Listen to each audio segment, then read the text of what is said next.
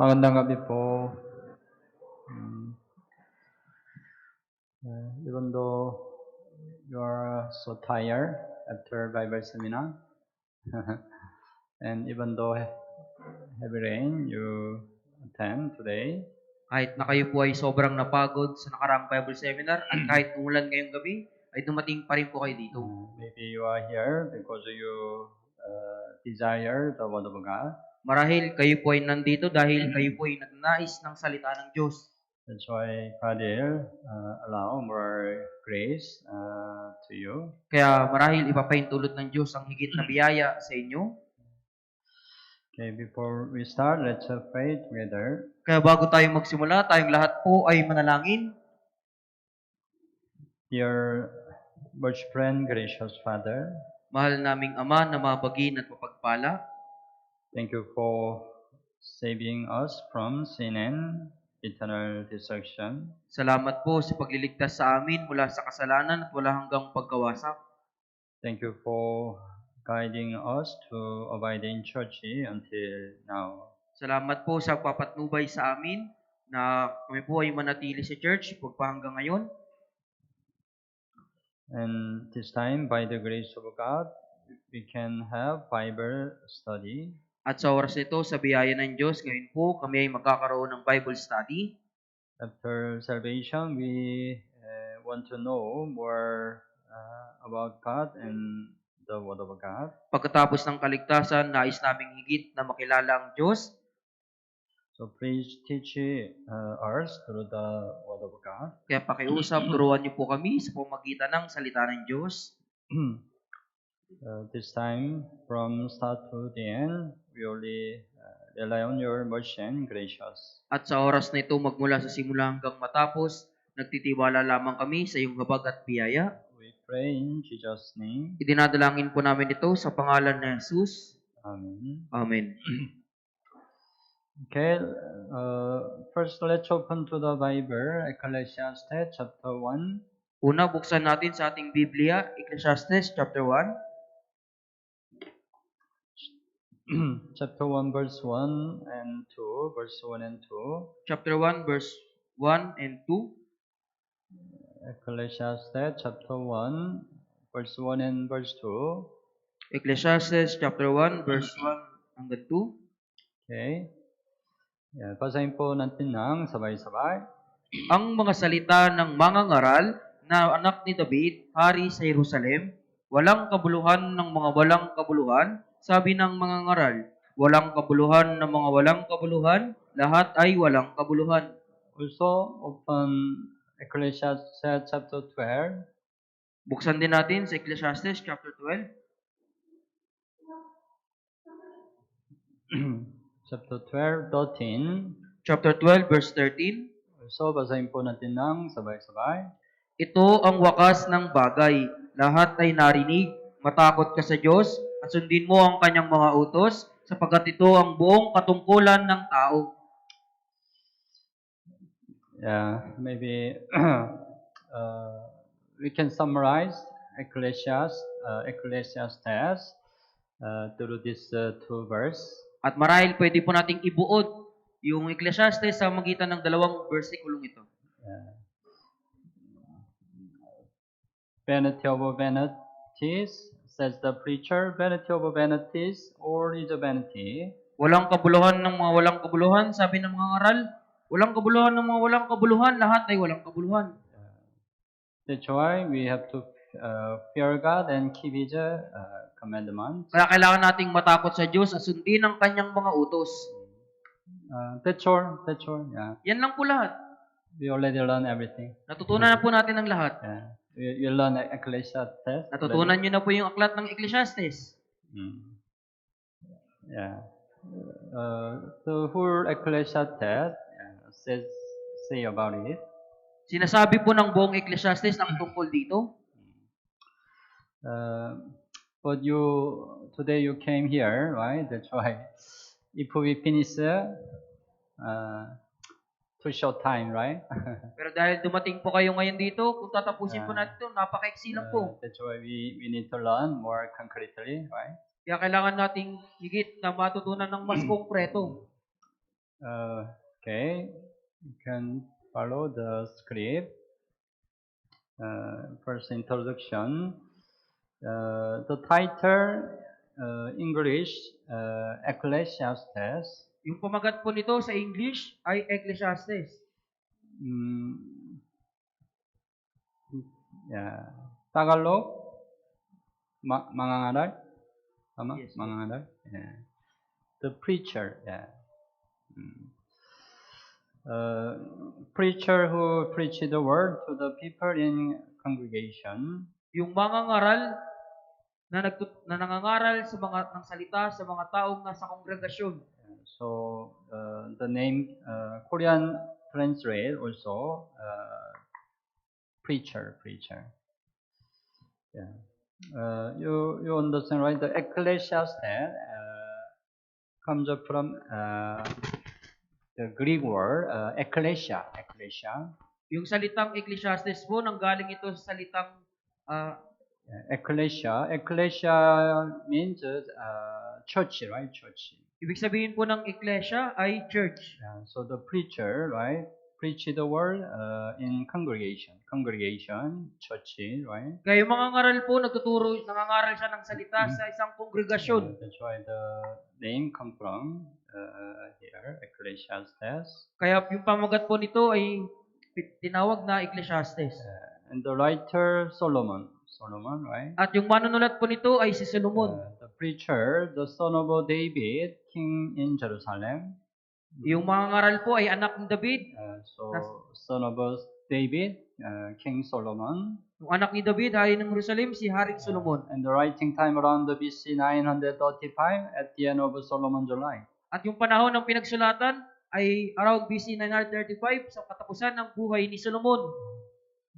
So before his death, right, he reminded his life. At kanyang inalala po yung kanyang buhay. It teaches the fundamental problem of life under the sun.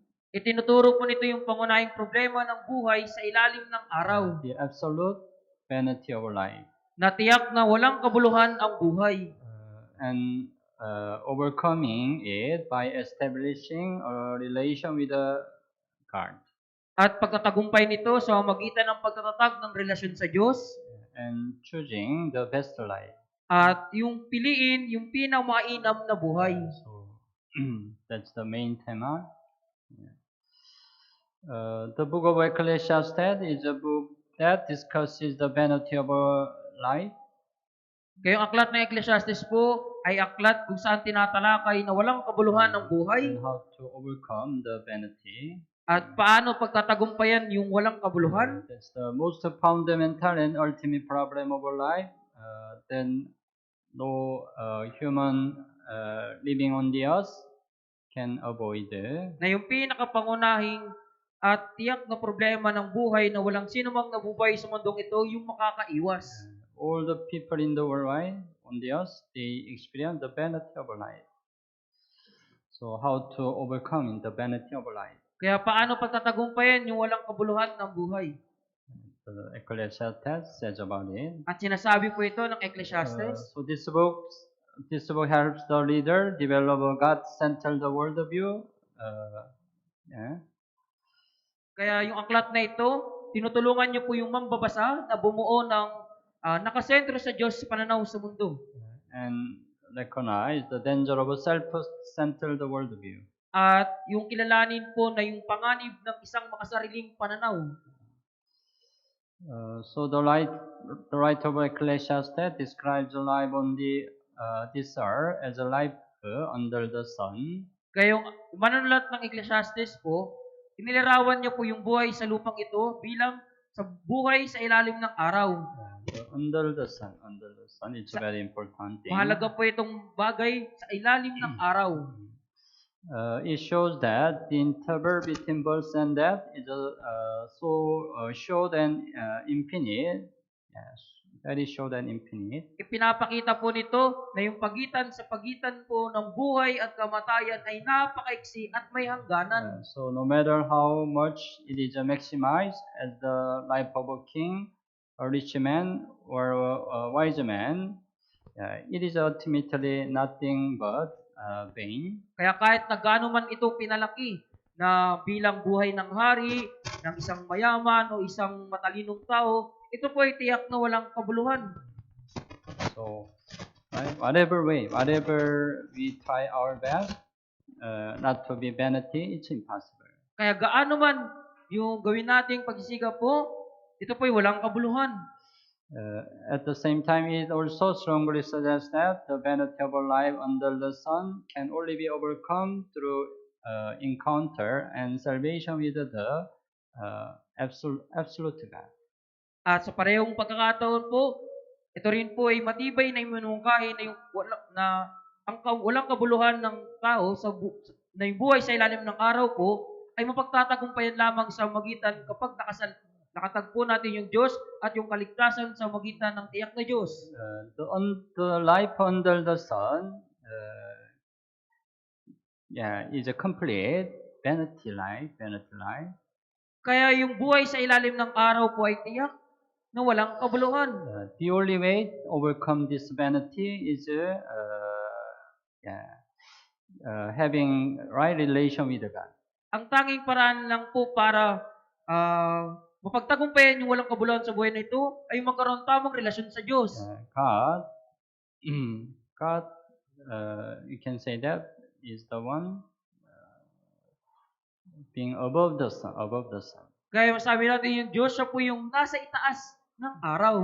We are under the sun, right? Tayo po ay nasa ilalim ng araw, tama po ba? But God is above the sun, right? Pero yung Diyos po ay nasa itaas ng araw. So the man who live in under the sun can overcome the vanity by having right relation God who is above the sun. Kayong tao po na nabubuhay sa ilalim ng araw po, mapagtatagumpayan po nila yung buhay na walang kabuluhan po kapag nagkaroon sila ng tamang relasyon sa Diyos na nasa itaas ng araw. Naintindihan niyo po? That's the point.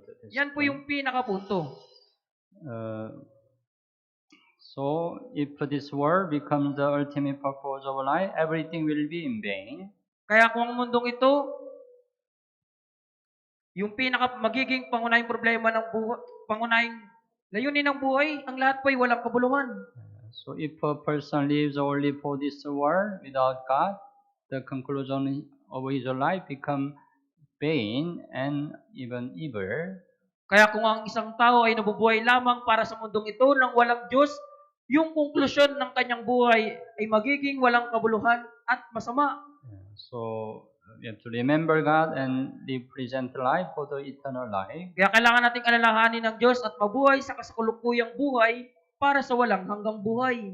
So we can say that Ecclesiastes is a user manual for the life. Kaya masabi natin ng Ecclesiastes po, ito ay ginagamit na manual para sa buhay. User manual. Alam niyo po yung paggamit ng manual? When you buy some electronic gadget, there is a user manual, right? Kapag gumagamit po kayo ng mga electronics gadget, mayroon pong manual. Tama mo ba? That's why before you use the gadget, you read the manual first, right? Kaya bago nyo gamitin po yung mga gadgets na ito, babasahin nyo muna yung manual. Then you can avoid the mistake, right? Kung gayon, may iwasan po ninyo yung pagkakamali. Sometimes, right, you use a gadget without reading the manual. Pero minsan ginagamit nyo po yung gadgets nang hindi binabasa yung manual. Then you will break the gadget, right? Kung gayon, masisira nyo po yung gadgets na yun. Our life, same, right? Ganon din po sa ating buhay. We don't know our life, right? Hindi natin alam yung ating buhay. We don't know what's the purpose of our life. Hindi natin nalalaman kung ano yung layunin ng ating buhay. We don't know how to live our life. Hindi natin alam kung paano mamuhay sa ating buhay. But we have a user manual, right? Kaya kailangan natin gumamit ng manual. Of course, the whole Bible can be our user manual. Siyempre po yung buong Biblia, ito po yung ating buong manual. Especially the Ecclesiastes concretely says about our life. Pero higit sa lahat po yung Ecclesiastes, yung aklat ng Ecclesiastes, ay malalim na sinasabi po yung tungkol sa ating buhay. That's why if we understand the book of Ecclesiastes, we can avoid the mistake in our life. Kaya kung maintindihan po natin yung ating buhay sa magitan ng Ecclesiastes, maiiwasan po natin yung pagkakamali sa ating buhay. The characteristics of Ecclesiastes. Kaya yung katangian po ng Ecclesiastes, Proverbs tell us that wise choice lead to good result. yung kawikaan po, sinasabi dito sa atin na yung matalinong pagpili po ay maghahantong sa mabuting resulta. And foolish choice lead to bad result, right? At yung hangal na pagpili po, hahantong sa masamang resulta. So if you read the proverb, right, all the proverbs says like this, right? Kaya kung babasahin niyo po yung aklat ng kawikaan, ganito po yung sinasabi. But the book of Ecclesiastes tell us that life under the sun is often not like that. Pero yung aklat ng Ecclesiastes po, sinasabi na dito sa atin na yung buhay sa ilalim ng araw po ay hindi madalas na ganun. Life under the sun, Yung buhay sa ilalim ng araw, not like that. hindi po ganun. However, the same conclusion in both Bible tell us that only wisdom in God give us our life through happiness. Pero yung parehong konklusyon sa parehong aklat po, sinasabi na dito sa atin na yung tanging karunungan sa Diyos ang makapagbibigay sa atin ng tunay na kasiyahan sa ating buhay. So, keyword in Ecclesiastes include the word man 40-70 times. Kaya mga pangunahing Ecclesiastes, kasama po dito yung tao, 47 pong binanggit. Toil. At yung yung pagpapagal po. Under the sun, Sa ilalim ng araw, pain, walang kabuluhan, wisdom, yung karunungan, evil. kasamaan. These words are keyword. Kaya yung mga salitang ito po yung mga pangunahing salita. Outline of Ecclesiastes. Yung balangkas po ng Ecclesiastes. First, Ecclesiastes reveals that every human endeavor lacks ultimate value. Una po, inihayag ng Ecclesiastes na yung bawat pagsusumikap ng tao ay nagkukulang ng sukdulang halaga. So all is vanity in that sense. Kaya lahat po ay walang kabuluhan sa ganyang pangunawa. Every human endeavor has only temporary value. Kaya ang bawat pagsusumikap ng tao po ay panandaliang halaga lamang. So Solomon stated that is in chapter 1 verse 2. At isinaad po ni Solomon yung sanaysay na ito sa chapter 1 verse 2. So Solomon, right, Ecclesiastes start, right, the vanity of vanities. Kaya nagsimula yung Ecclesiastes po, di ba? Walang kabuluhan ng mga walang kabuluhan. All is a vanity. Lahat ay walang kabuluhan. Then he supported this status with the example that he took from nature. Pagkatapos, pinatunayan niya yung kanyang sanaysay po sa magitan ng halimbawang kinuha niya po sa magitan ng mga kalikasan. So, chapter 1, verse 32 hanggang 11 says, Sinasabi po ito ng chapter 1, verse 3 hanggang 11. Next, Solomon appealed to various human achievements to apply his status. At kasunod nito, hiniling ni Solomon sa magkakaibang mga nagawa ng tao na i-apply po yung kanyang sanaysay. He did this first by citing his own personal experiment and observation on this subject. Ginawa niyo po yung ito una na binabanggit po yung kanyang sariling personal na eksperimento po at obserbasyon sa paksang ito. So chapter 1, 12 hanggang chapter 2, 17 says, Then he referred to facts observable by all people that confirm the same conclusion. Pagkatapos, kanyang nireferred po na yung katotohanan po sa lahat ng mga tao na kinumpirma po na pare-pareho po yung konklusyon. So chapter 2:18 hanggang chapter 6 verse 9. Solomon next showed that every human endeavor lacks ultimate value. Kasunod nito, pinakita ni Solomon na yung pagsisimikap ng bawat sangkatauhan po ay nagkukulang ng hugdulang halaga.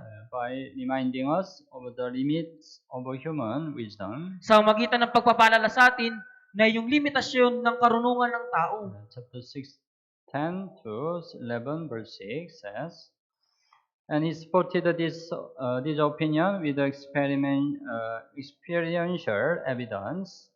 At sinuportahan niya po yung pananaw na ito sa magitan ng kanyang mga karanasan, yung mga katibayan ng karanasan. Namely, what people experience generally in life. And people Kung ano po yung kabuang o pare-parehong naranasan ng tao sa buhay. however, man does not know God's plan fully. Gayunpaman, hindi nalalaman ng tao yung buong plano ng Diyos. Therefore, man does not know exactly what will happen. Sa makatuwid, hindi nalalaman ng tao ng eksakto kung ano po yung magaganap. The second major revelation of this book is that people should live life in the fear of God. At yung ikalawang yung mahalagang revelasyon po o pagpapayag sa aklat na ito na yung tao po ay dapat na mabuhay sa buhay na mayroong takot sa Diyos. And enjoy life as much as they can. At magsaya sa buhay hanggat makakaya nila. This is really Solomon's practical conclusion to the truthfulness of the thesis that he proved in. At ito yung talagang practical na konklusyon ni Solomon na kanyang napatunayan po sa kanyang sanaysay.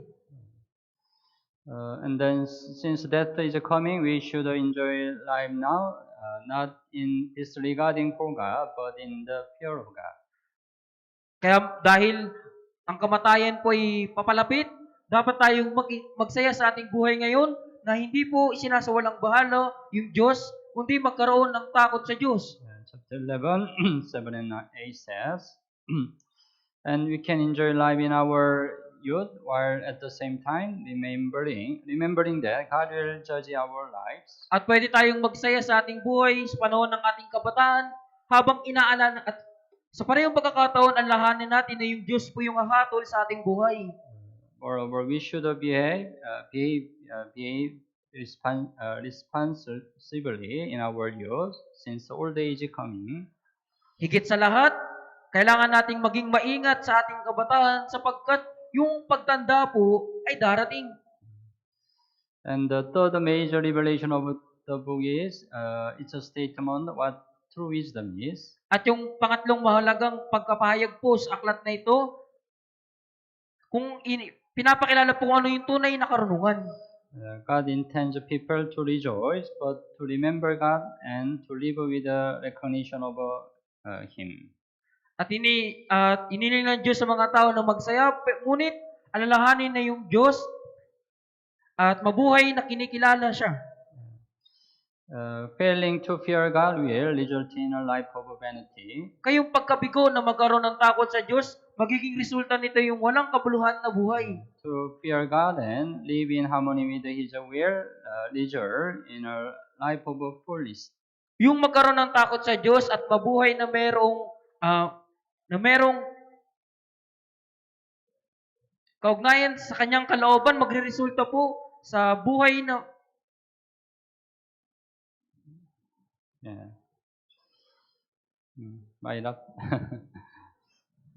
we may summarize the message of Ecclesiastes as the emptiness of life. Maaari po nating isummarize po yung mensahe ng Ecclesiastes na walang halaga po yung buhay. The vanity of life, emptiness of life, same. Even at its best, without God,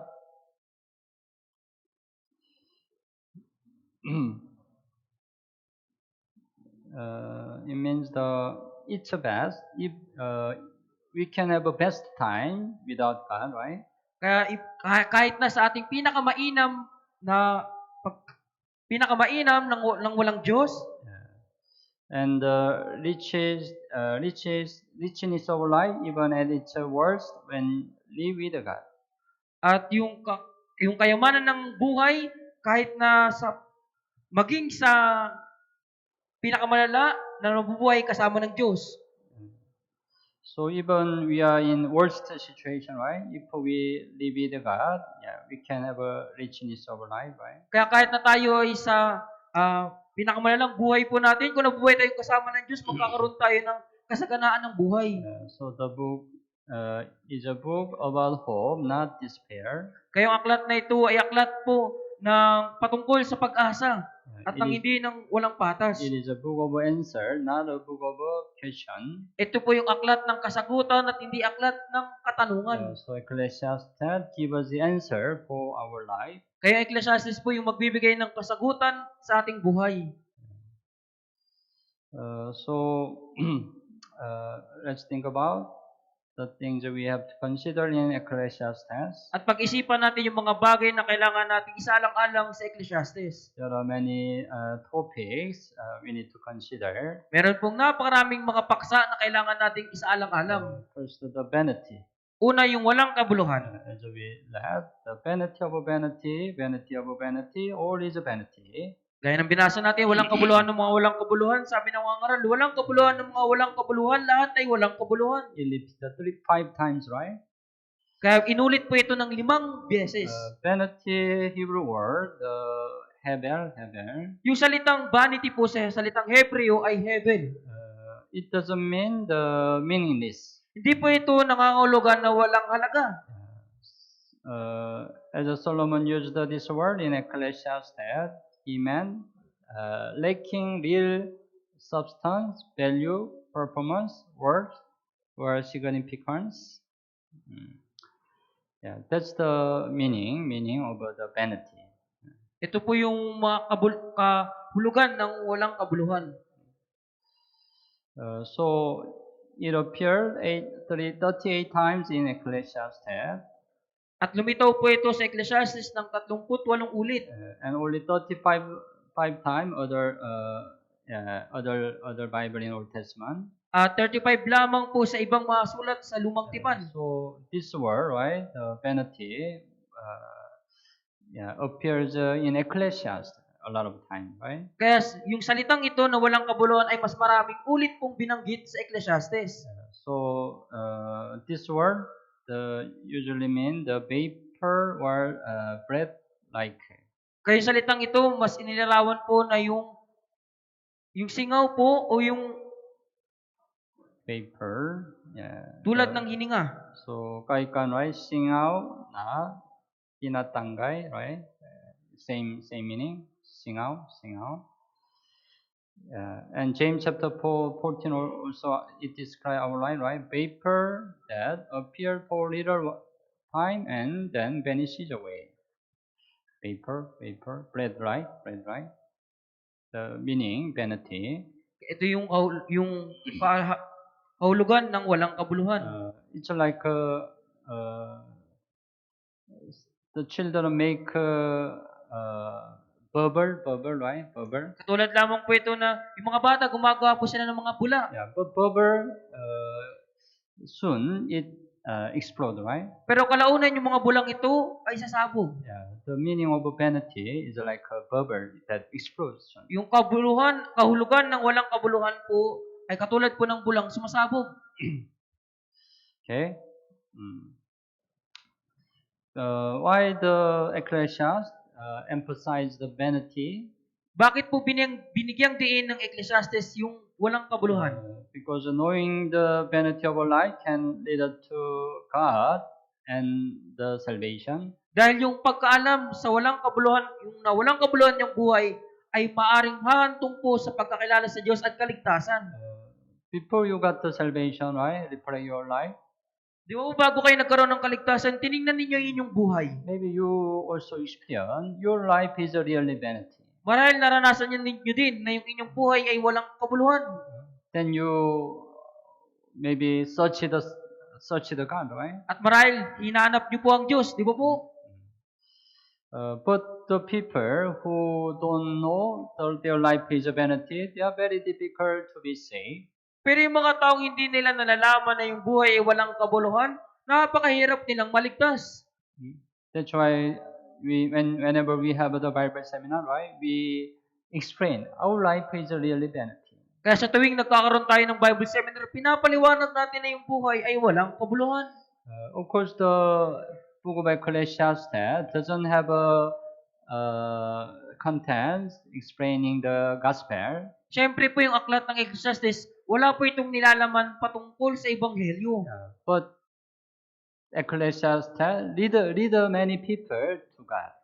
Pero yung Ecclesiastes po, pinapangunahan nito yung maraming mga tao sa Diyos. Can lead many people to the salvation. Maring panungunahan nito yung maraming tao sa kaligtasan. Because they can understand their life is really vanity. Dahil maaari nilang maintindihan na yung buhay ay walang kabuluhan. Then they open their heart. At mabubuksan yung kanilang puso. They are ready to accept the gospel. At magiging handa silang tanggapin ang Ebanghelyo. That's why Ecclesiastes emphasize our life is a vanity. Kaya binibigyan din ng Ecclesiastes na yung buhay ng tao ay walang kabuluhan. And Ecclesiastes also repeatedly says about under the sun. At paulit-ulit na sinasabi ng Ecclesiastes yung sa ilalim ng araw. It is mentioned 29 times in Ecclesiastes. Binanggit po ito ng 29 na ulit po sa Ecclesiastes.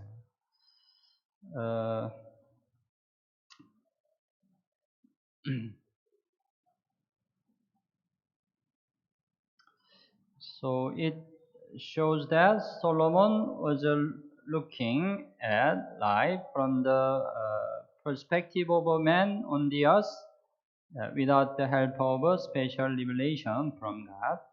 Ipinapakita nito na tinitingnan ni Solomon na yung buhay po na sa pananaw ng tao sa mundong ito nang walang tulong po na mula sa pagpapahayag mula sa Diyos.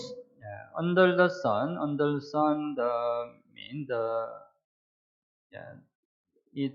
it's the perspective of a man on the earth.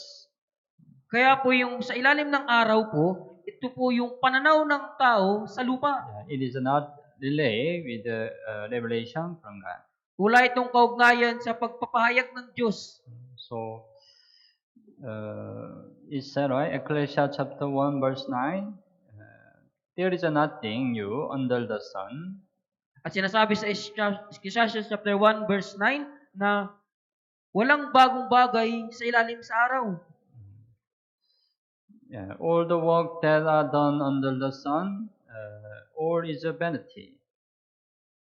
Kaya nakita ang lahat. You can open the Bible. You can see. No need to translate. I will just read. You can see the Bible. Ecclesiastes chapter 2:11, right? I look on all the work that my hands and had done, and on the labor in which I had toil. And there was no profit under the sun. No profit under the sun. My labor, no profit under the sun. Ecclesiastes chapter 2:17. The work that was done under the sun was distressing me. So we do the work, right, under the sun. It distresses us. Right? You have a lot of stress. Magkakaroon kayo ng maraming pag-aalala po. And Ecclesiastes chapter 3:16, I saw under the sun in the place of judgment, wickedness was there, and in the place of righteousness, iniquity was there. It happened under the sun. Nangyari po ito sa ilalim ng araw. Ecclesiastes chapter 4:1. The oppression that is done under the sun. There is oppression under the sun. Oppression. Meron pong pang-aapi sa ilalim ng araw. But they have no comforter. Pero wala pong umaaliw sa kanila. It happened under the sun, right? Nangyayari po ito sa ilalim ng araw. And Ecclesiastes chapter 4:7 and 8. I saw vanity under the sun. There is one alone without companion. He has neither son nor brother, yet there is no end to all his labors, nor is his eye satisfied with riches. It happened under the sun, right? Also, Ecclesiastes chapter 5:13. I have seen under the sun riches kept for their owner to his heart. And Ecclesiastes chapter 5:18. it is good and fitting for one to eat and drink and to enjoy the good of all his labor in which he toils under the sun all the days of his life which God gives him. Yeah. It's also happening under the sun. Yeah. Ecclesiastes chapter 6, verse 1 and 2. There is an evil which I have seen under the sun. Verse 2. Yeah. Yet God does not give him power to eat of it, but foreigner consumes it. Yeah. This kind of situation also happen under the sun, right? And chapter 6 to 12.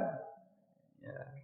Who can tell a man what will happen after him under the sun? Yeah. Chapter 8, 9. Chapter 8, 9. Every work that is done under the sun, there is a time in which one man rule over another to his own hurt. Yeah. Chapter 8, 15. A man has nothing better under the sun than to eat, drink, or be merry, for this will remain with him in his labor all the days of his life, which God gives him under the sun. Chapter 8, 17. Okay, too many. You can lead by yourself. Anyway, many situation, many kind of situation. This kind of situation happen under the sun. Maraming mga pangyayari pong nangyayari sa ilalim ng araw. But yeah, it's a little bit different from, right, as we learned, it happened in the Proverbs. Pero right? meron po itong maliit na pagkakaiba po sa nangyayari sa kawikaan. Because some contradictory situation happened, right? Dahil meron pong mga magkasalungat na nangyayari Under the sun. sa ilalim ng araw. That's why our life is a really vanity. Kaya yung buhay po natin ay talagang walang kabuluhan. Yeah, but all is a vanity under the sun, but all is not in vain in the Lord. Lahat ay walang kabuluhan sa ilalim ng araw, pero hindi lahat ay walang kabuluhan sa Panginoon. Let's open 1 Corinthians chapter 15. Buksan natin sa unang Korinto chapter 15. 15 verse 58. 15 verse 58. 1 Corinthians chapter 15:58. Basahin po natin ng sabay-sabay. Kaya, mga kapatid kong minamahal, kayo maging matatag, hindi nakikilos na laging sagana sa gawa ng Panginoon, yamang nalalaman ninyo na hindi walang kabuluhan ang inyong gawa sa Panginoon. Right? Your labor is not in vain in the Lord. In person. In the Lord, right? Na hindi walang kabuluhan ang inyong gawa sa Panginoon. Yeah. Under the sun, all our labor is in vain. Right? Sa ilalim ng araw, lahat ng ating mga gawa ay walang kabuluhan. Without God, right? Kung walang Diyos. But all our labor is not in vain in the Lord. Pero lahat ng ating mga gawa sa Panginoon ay hindi walang kabuluhan. So, yeah, that's why, right? We live our Christian life, right? Kaya nga nabubuhay po tayo sa ating buhay Kristiyano. Today you attend this Bible study. It's not in vain, right? Kaya ngayong araw, dumalo kayo sa ating Bible study, hindi ito walang kabuluhan. Because it is done in the Lord. Dahil ginagawa ito sa Panginoon. And think about gift of God in life. Pag-isipan natin yung kaloob ng Diyos sa buhay. The joy in Ecclesiastes is the joy that God gives through our labor. Yung kagalakan ng Ecclesiastes po ay kagalakan na ibinibigay ng Diyos sa magitan ng ating mga pagpapagal. It is a healthy and practical joy in our life. Ito po ay malusog at practical na kagalakan sa ating buhay. So it is a portion that God allows. Kaya ito po yung portion na pinapahintulot ng Diyos. So Ecclesiastes chapter 2 verse 10. You open the Bible. It's better. You open the Bible. Buksan niyo po sa inyong Biblia.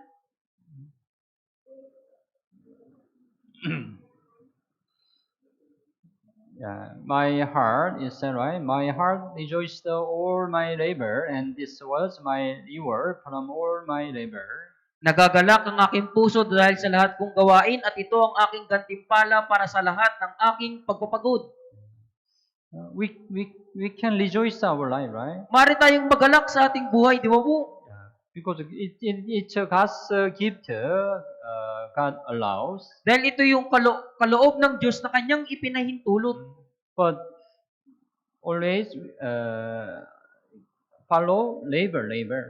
Pero ang kasunod lamang nito ay pagpapagal. Right?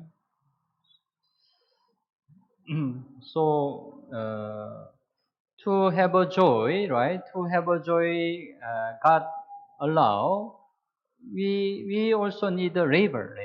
Kaya upang magkaroon ng kagalakang ipinahintulot ng Diyos, kailangan po nating magpagal. But right, you don't want to do labor, or you want to get only joy. Pero di ba ayaw niyo pong magpagal? Gusto niya lang makuha yung kagalakan? It's not God's way, right? Hindi po yan yung kalooban ng Diyos. Ecclesiastes chapter 2:24. Nothing is better for man than that he should eat and drink, and that his soul should enjoy good in his labor also, right?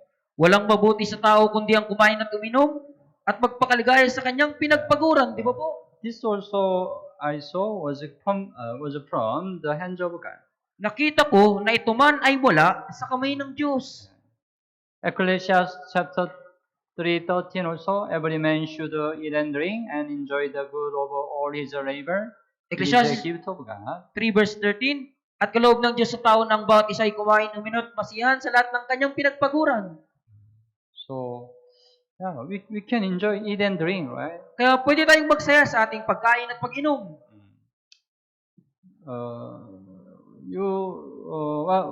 When you eat, you are happy, right?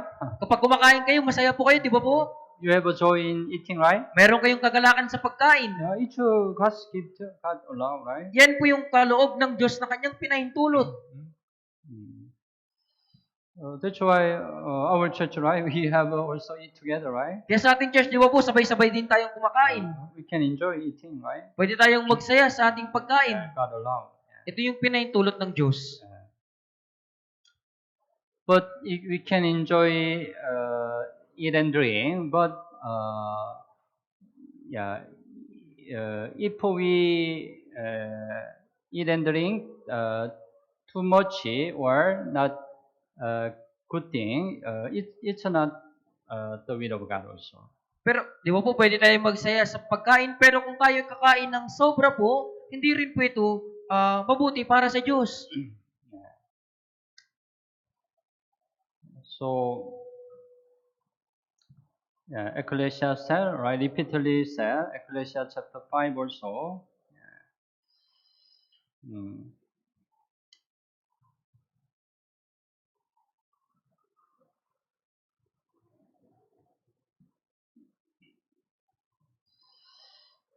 So anyway, the gift of God is enjoying life with the eating and drinking, but it follows labor. Yung kaloob ng Diyos ay yung kagalakan ng buhay sa pagkain at pag-inom, pero ang kasunod nito ay yung kahirapan, pagpapagal. And God also needed to allow it. At kailangan itong pahintulutan din ng Diyos. Then we can enjoy God, the gift God allow. Kung gayon, magsasaya tayo sa kaloob ng Diyos na kanyang pinahintulot.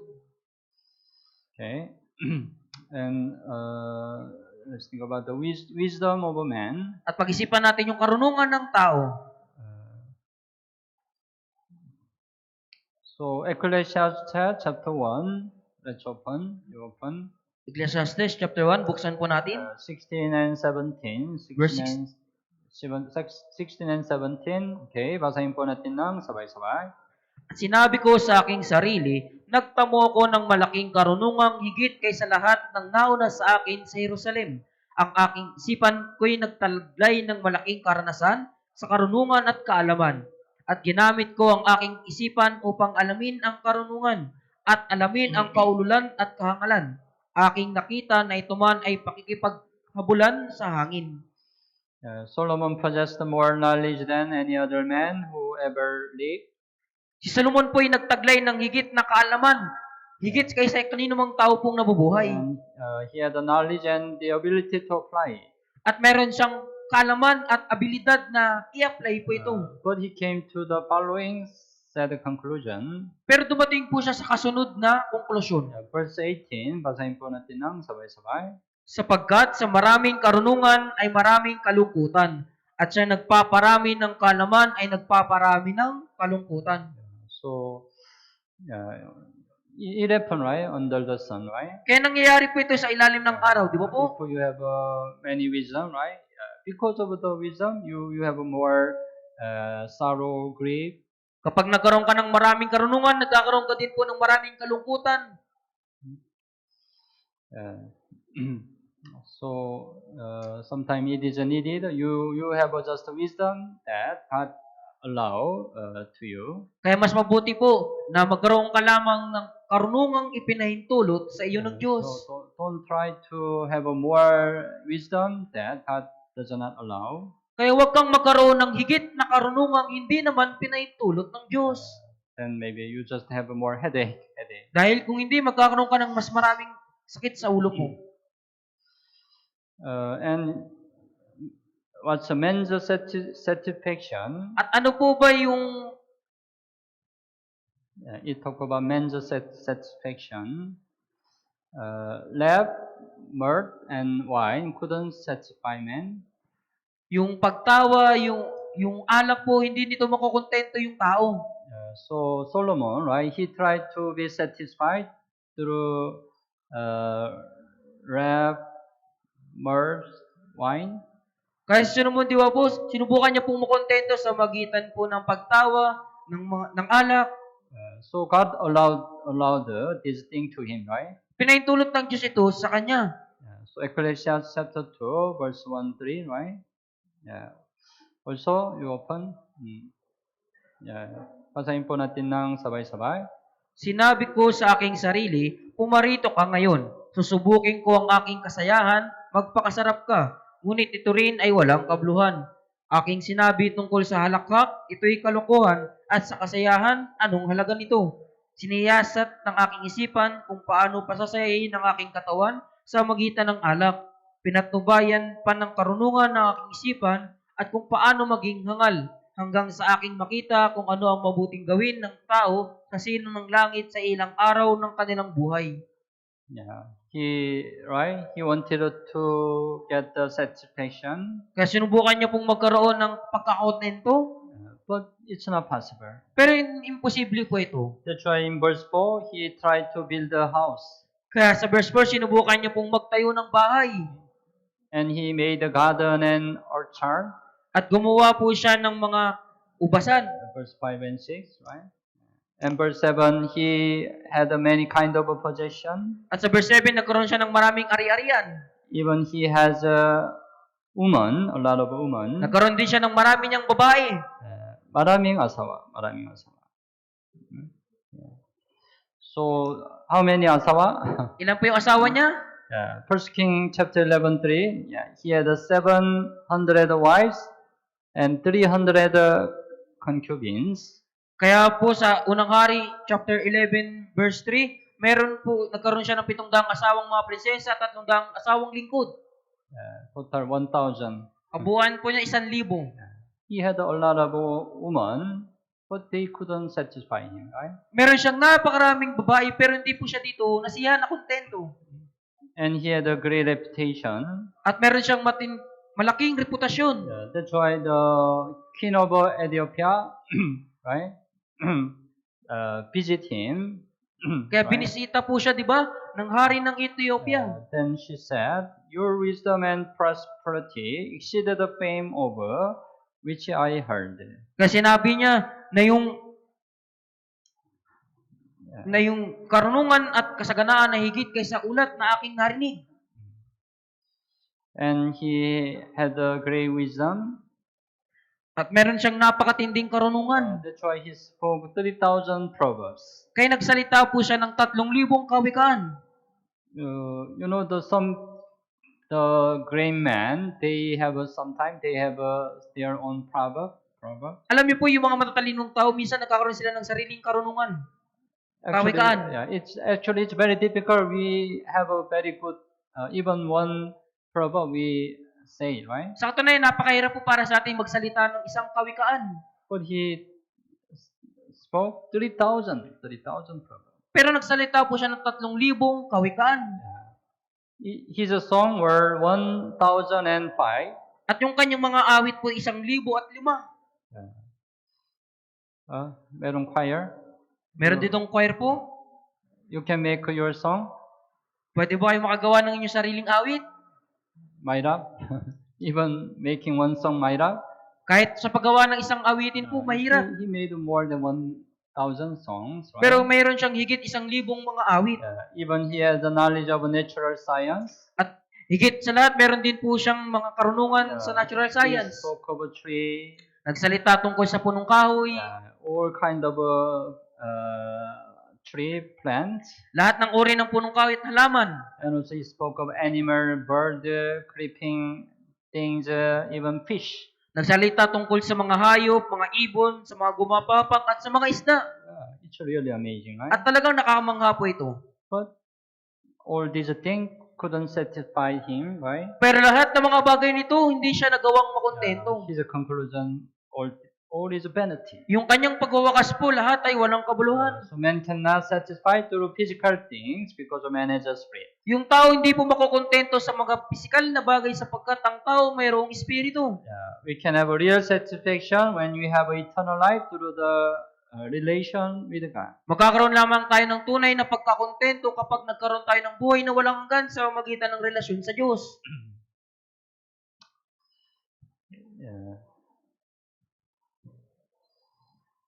So,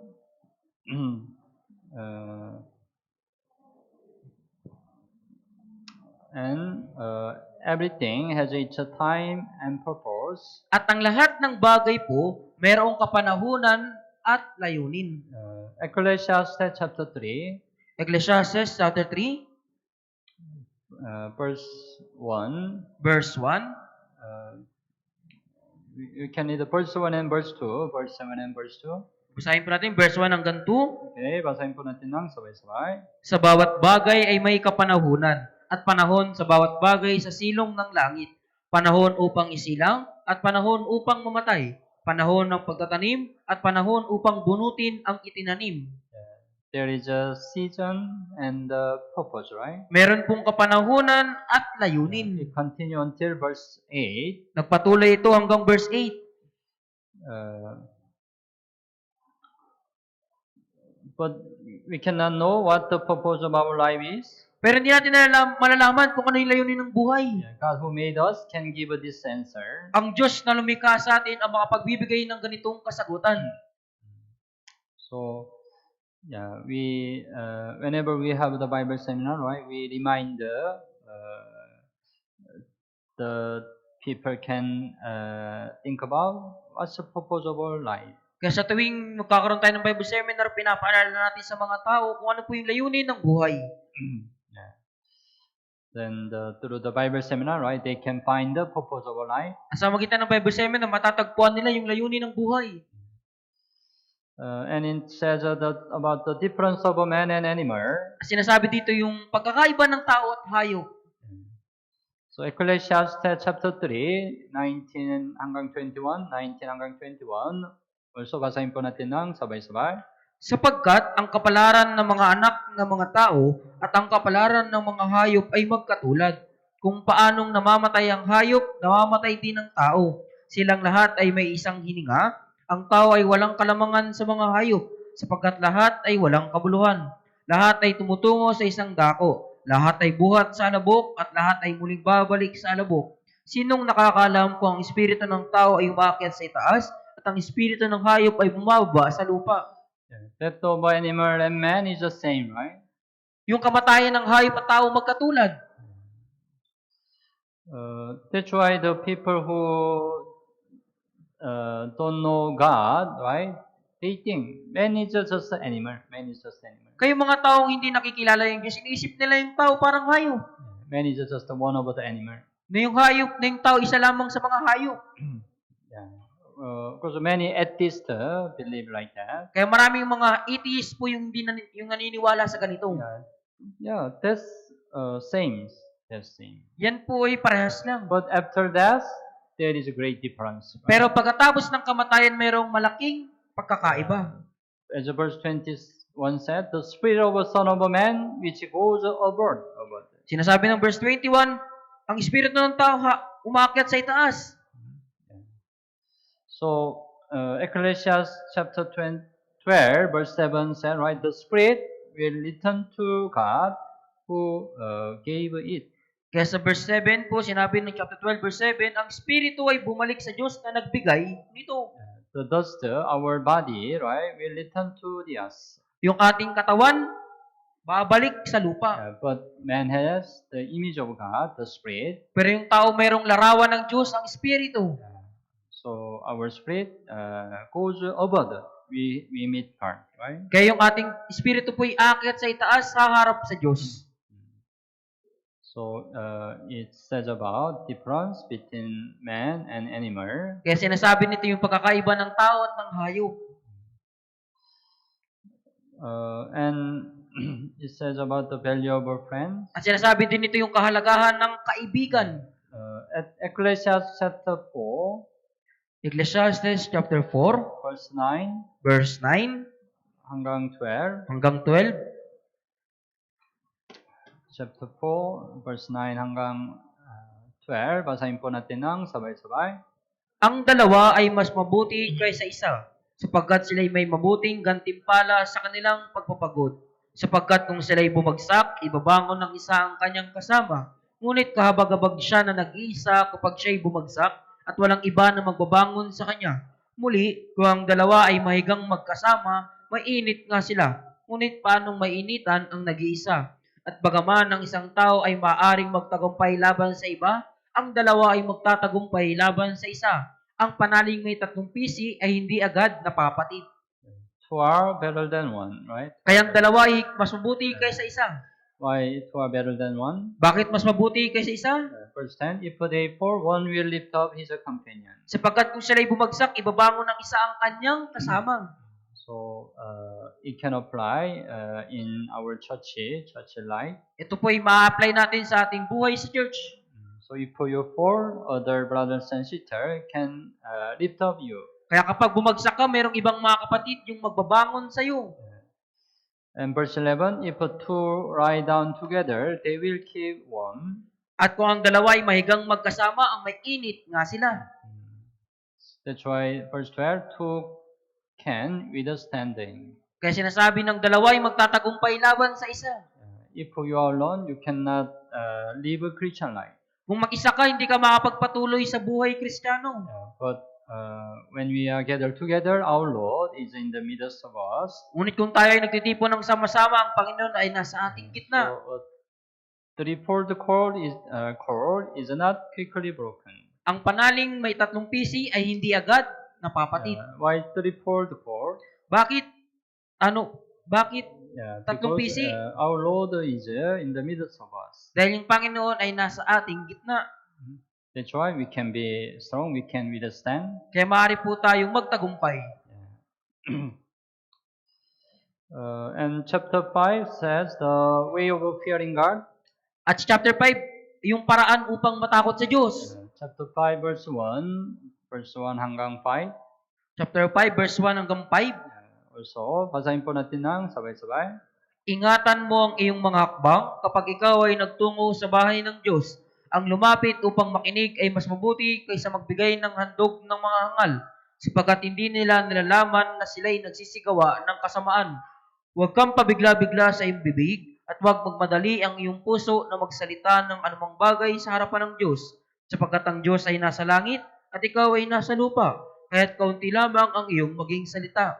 Sapagkat ang panaginip ay dumarating na kasama ng maraming pasanin at ang tinig ng hangal na kasama ng maraming mga salita. Kapag ikaw ay gumawa ng panata sa Diyos, huwag kang magpaliban ng pagtupad, sapagkat siya'y walang kasiyahan sa mga hangal. Tuparin mo ang iyong ipinanata.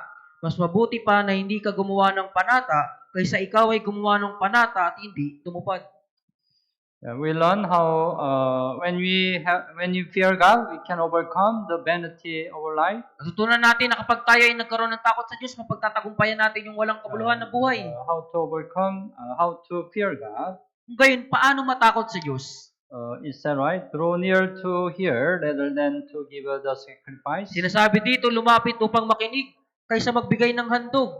So 1 Samuel 15:22 also said, right? Obey is better than sacrifice. Sinasabi sa unang Samuel chapter 15 verse 22, yung pagsunod ay higit kaysa pag-alay. We have to obey to God, obey to the word of God. Kailangan nating sumunod sa salita ng Diyos. And do not be rash with your mouth. At huwag kang pabigla-bigla sa iyong mga bibig. So we need to be careful in our speech. Kaya kailangan natin maging maingat sa ating pananalita. And let your word be pure.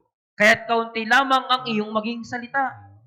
Because if we have a lot of word, we can have a mistake. Dahil kung meron tayong napakaraming salita, maaari tayong magkamali. So Ecclesiastes chapter 10:20 also said, do not curse the king even in your thought. Sinasabi sa chapter 10, verse 20, huwag mong sumpain ng hari kahit sa iyong isipan. Do not curse the rich even in your bedroom. Huwag mong sumpain ng mayaman kahit sa iyong silid tulugan. For bird of the air may carry your voice, and a bird in pride may tell the matter. Sapagat isang ibon sa himpapawid ang magdadala ng iyong tinig, at ilang nilalang na may pakpak ang magsasabi ng bagay. So Ecclesiastes also emphasize we need to be careful in our speech. Kaya binibigyan din ng chapter 10 yung na maging maingat tayo sa ating pananalita. And pay what you have vowed. At tuparin mo kung ano ang iyong ipinanata. So that's the way we can fear God. At yun yung paraan upang tayo matakot sa Diyos. And it mentioned the view of money. At binanggit din po dito yung pananaw para sa pera, sa salapi. Ecclesiastes chapter 5 verse 10 hanggang 12. Okay, 10 hanggang 12 also basahin po natin ng sabay-sabay. Siyang umiibig sa salapi ay hindi masisiyahan sa salapi, o siya mang umiibig sa kayamanan na may pakinabang, ito man ay walang kabuluhan. Kapag ang mga rerian ay dumarami rin silang kumakain ng mga iyon. At anong pakinabang mayroon ang may-ari niyon, kundi ang mamasdan iyon ng kanyang mga mata. Masarap ang tulog ng manggagawa, kumakain man siya ng kaunti o marami, ngunit ang pagpapakasawa ng mayaman ay hindi magpapatulog sa kanya. He who loves the silver will not be satisfied with the silver. Siyang umiibig sa salapi, di masisiyahan sa salapi. So King Solomon also, right? He had a lot of money, but he couldn't be satisfied. Sa Haring Solomon din po, napakaraming salapi, pero hindi niya nagawang makontento. And we cannot bring the money when we die. Right? At di natin madadala ang pera kapag tayo ay namatay. So verse 15, he shall take nothing from his labor, which he may carry away in his hand. Kaya sinabi sa verse 15, wala siyang anumang madadala mula sa kanyang pagkapagod na kanyang madadala sa kanyang kamay. So money cannot be the purpose of life. Kaya yung salapi, hindi ito maaaring maging layunin ng buhay. So we need to avoid the covetousness. Kaya kailangan nating iwasan po yung pag-iimbot. So Hebrews chapter 13:5, let your conduct be without covetousness, be content with such thing as you have. Umiwas kayo sa pag-ibig sa lapit, kayo masiyana kung anong meron kayo. You have to avoid the covetousness. Kailangan niyong iwasan po yung pag-iimbot. Because First Timothy chapter 6:10 said, the love of money is the root of all kinds of evil. Dahil sinasabi sa unang Timoteo chapter 6 verse 10 na yung pag-ibig sa lapi ugat ng lahat ng uri ng kasamaan. And Ecclesiastes chapter 7 said, what is better? At sinasabi ng Ecclesiastes chapter 7, ano yung mas mainam? Chapter 7, let's open verse 1 hanggang 5. Chapter 7, verse 1 hanggang 5. Also, basahin po natin ng sabay-sabay. Ang mabuting pangalan ay mas mabuti kaysa mamahaling pamahid, at ang araw ng kamatayan kaysa araw ng kapanganakan. Mas mabuti pang magtungo sa bahay ng pagluluksa kaysa bahay ng pagdiriwang, sapagkat ito ang katapusan ng lahat ng mga tao, at ilalagak ito ng may buhay sa kanyang puso. Mas mabuti ang kalungkutan kaysa tawanan, sapagkat ang kalungkutan ng muka, ang puso ay sumasaya. Ang puso ng pantas ay nasa bahay ng pagluluksa, ngunit ang puso ng mga hangal ay nasa bahay ng kasayahan. Mas mabuti ang makinig sa saway ng pantas kaysa makinig sa awit ng mga hangal. And verse 8, also verse 8, chapter 7, verse 8, also, basahin po natin ng sabay-sabay. Mas mabuti ang wakas ng isang bagay kaysa pasimula nito. Ang matiising espiritu ay mas mabuti kaysa palalong espiritu.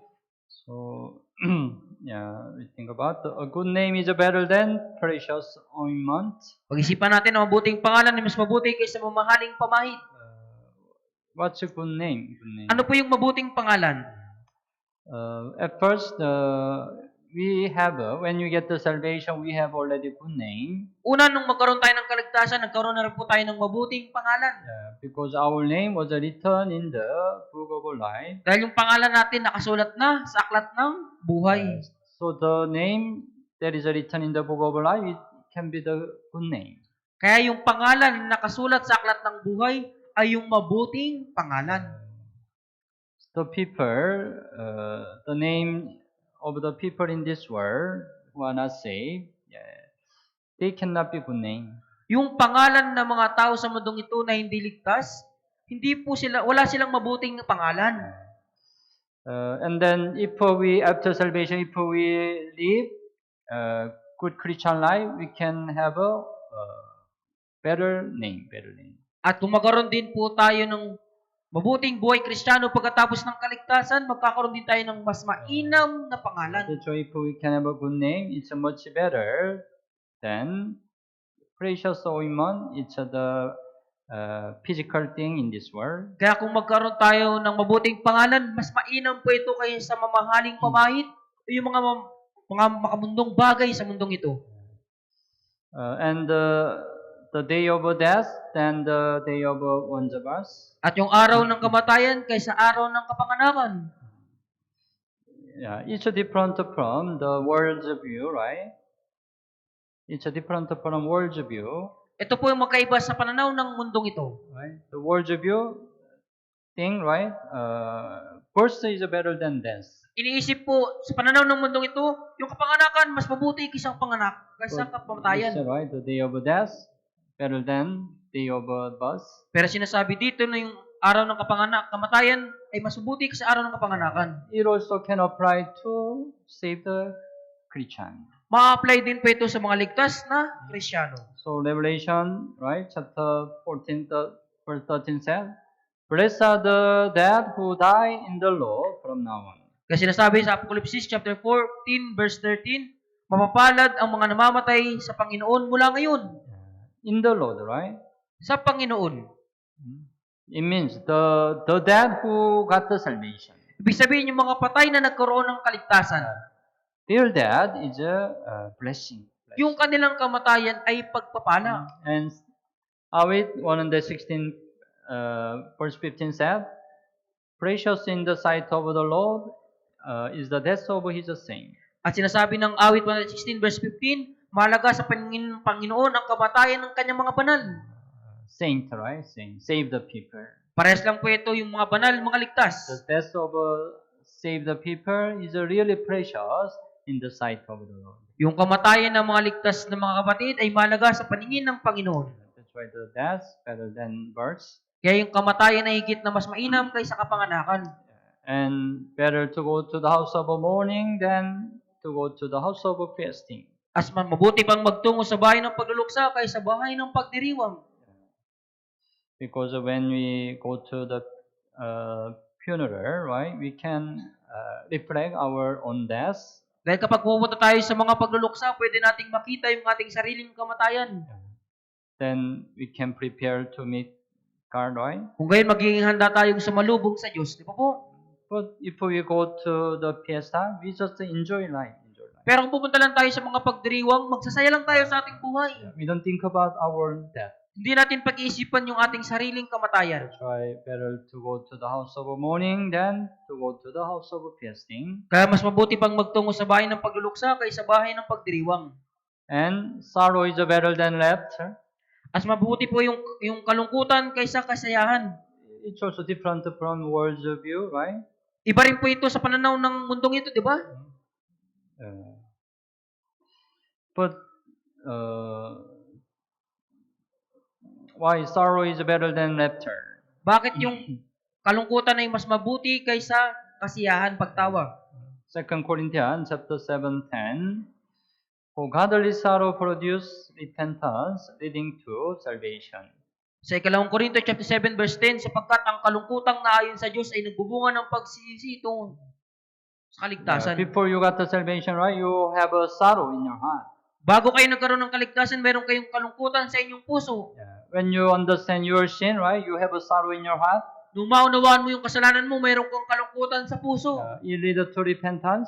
At ito ay nagtungo sa pagsisisi. Finally, lead to salvation, right? At sa huli, naging tungo sa kaligtasan. That's why sorrow is better than laughter.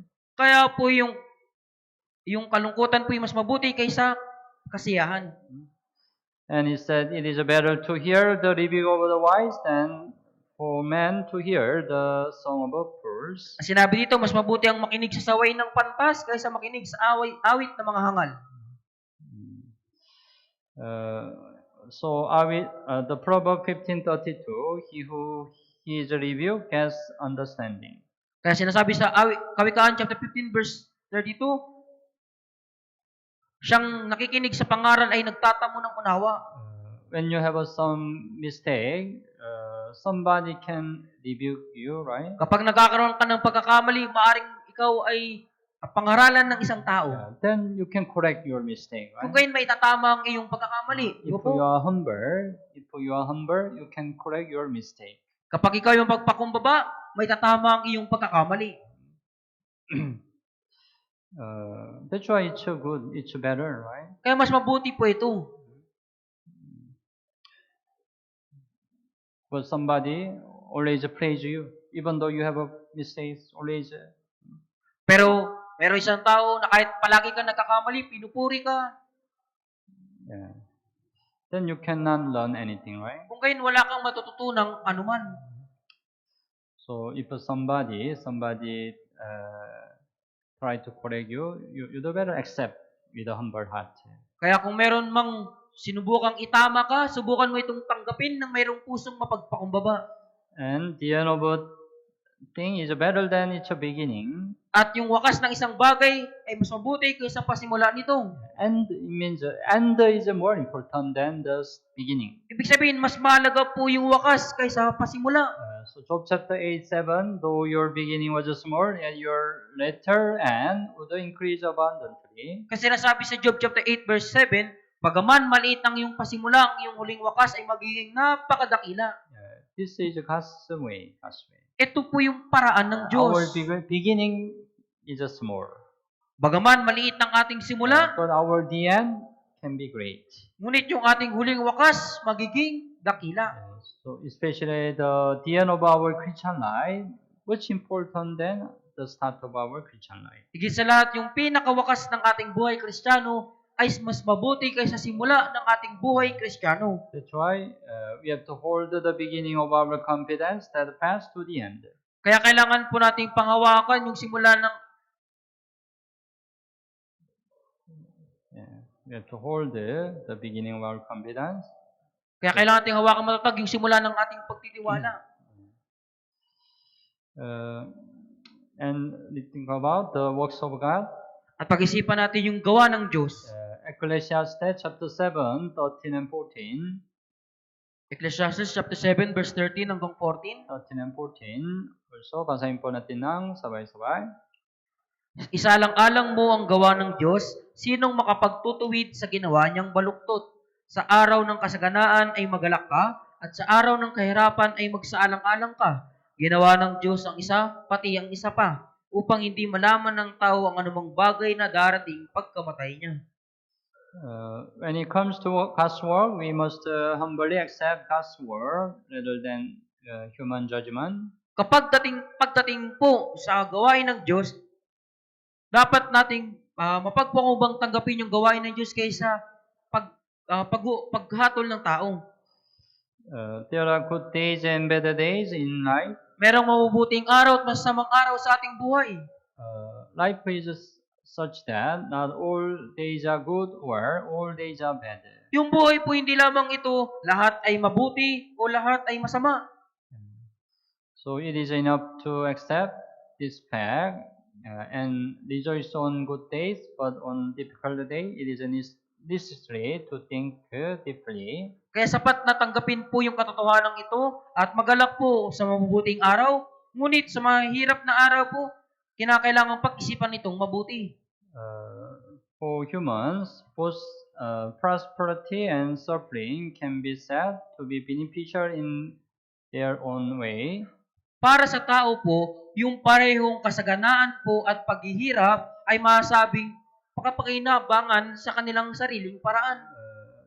This is because the former, the prosperity, lead to a place of joy in life. Dahil yung dating kasaganaan po ay maaring humantong sa lugar ng kagalakan ng buhay. But later, the suffering lead to a place where one can reflect on the meaning of our life. Pero kalaunan, yung kahirapan po ay hahantong po sa lugar kung saan magsasalamin ka sa kahulugan ng buhay. And those who do not who do these two things correctly will realize that their lives are under God's providence and the rule. At yung mga gumagawa ng dalawang bagay na ito, magkakaroon sila ng tamang pagkaunawa na yung kanilang buhay po nasa ilalim ng pagkalinga ng Diyos at pangunguna. And will be able to maintain a deeper life of faith. At magkakaroon sila ng tamang malalim na pananampalataya ng buhay. Like this, a day of prosperity is followed by a day of adversity. Katulad nito, yung buhay po ng kasaganaan ay kasunod po ng buhay po ng kaaway. And no human being can know when that will be. At walang sinumang tao po yung malalaman kung ano po yung magiging ito. Therefore, no one should be optimistic or pessimistic about life.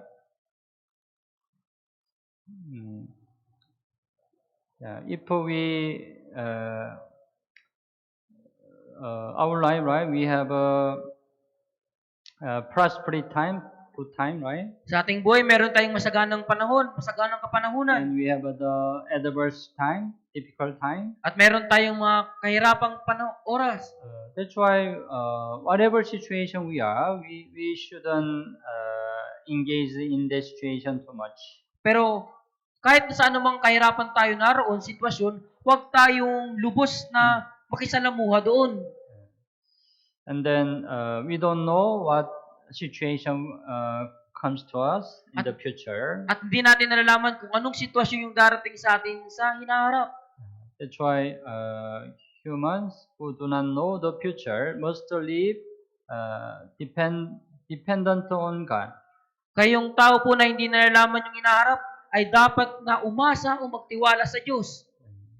We can just rely on God, right? That's the only way. Magtiwala lamang tayo sa Diyos, yan lang po yung tanging paraan. Because sometimes we have a prosperity good time. Minsan, nagkakaroon tayo ng oras ng kasaganaan. But God, it doesn't mean God allow prosperity until the end. Pero hindi nangangahulugan ito na papahintulot ng Diyos yung kasaganaan hanggang wakas.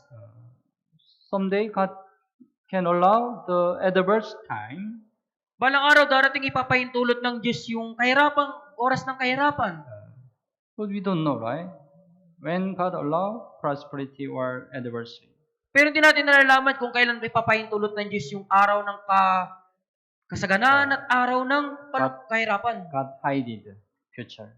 Kaya itinatago ng Diyos yung hinaharap. Because we have to only rely on God. Dahil kailangan lamang nating magtiwala sa Diyos. We shouldn't rely any other thing. At huwag tayong magtitiwala sa anumang ibang bagay. And we think about dilemma in our life. Pag-isipan natin yung mga suliranin ng ating buhay. Chapter 7:15.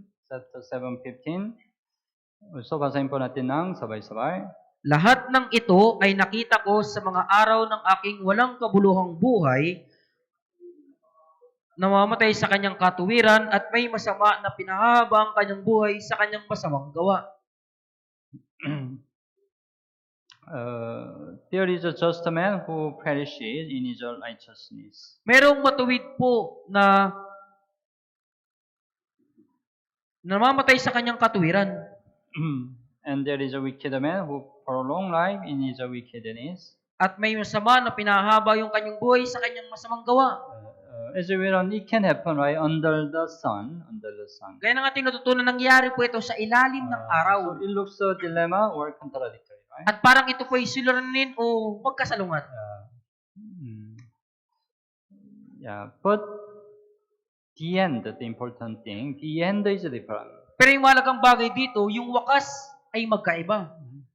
We have to focus on the end. What's the end? Kailangan nating magtuon kung ano po yung wakas.